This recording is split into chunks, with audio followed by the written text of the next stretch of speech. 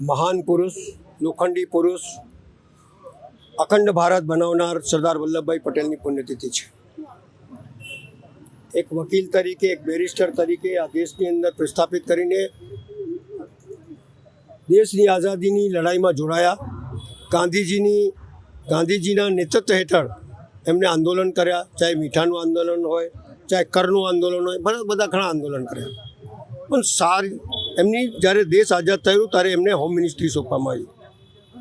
Home ministry જ્યારે સોંપી ત્યારે આ દેશની અંદર કોમી રમખાણો ફાટી નીકળેલા। પાકિસ્તાનમાં જે ગાડીઓ જાય એ પણ ખૂનથી લથપથ જાય અને ત્યાંથી આવે એવી ખૂનપતથી લથપથ હજારો માણસો મરતા હતા। એવા સમયે 554 કે 560 રજવાડાને ભેગા કરવા, આ દેશમાં શાંતિ સ્થાપિત કરવી, કોમી રમખાણને શાંત પાડવું અને મક્કમ ઇરાદાથી આ દેશને આગળ વધારવું એમનો નિર્ણય હતો। 50માં એમની મૃત્યુ થઈ, પણ એના પહેલાં દેશની અંદર જે કરવા જેવું હતું એ એમને કર્યું।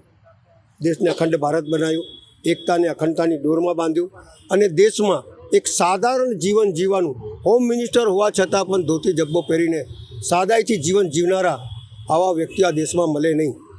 આવા વ્યક્તિત્વને એમના પુણ્યતિથિના દિવસે યાદ કરી એમને જે કાર્યો દેશ માટે કર્યા છે અને દેશને મજબૂત કરવા માટે, આગળ વધારવા માટે જે કર્યા એમાંથી શીખવું જોઈએ।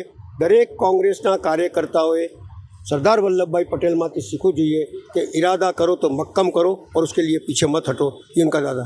आज તમે સરદાર વલ્લભભાઈ પટેલની આટલી મોટી રેલીઓ કાઢો છો, 150મી જન્મજયંતિ મનાવો છો અને પુણ્યતિથિને યાદ નથી કરતા। એમની પ્રતિમા આ ગંદકી છે, સીડી ઉપર ચડવાનું નથી, કોઈ કઈ રીતે હાર પડાવે, કઈ રીતે એમના જીવન ચરિત્રમાંથી શીખે, એ કશું જ નથી અહીંયા। એટલે જો કોઈની પુણ્યતિથિ મનાવતા હોય અને કોઈની જન્મજયંતિ મનાવતા હોય અને પુણ્યતિથિને યાદ ના કરતા હોય, એ કેવો વહીવટ છે તમારો દેખાઈ આવે છે।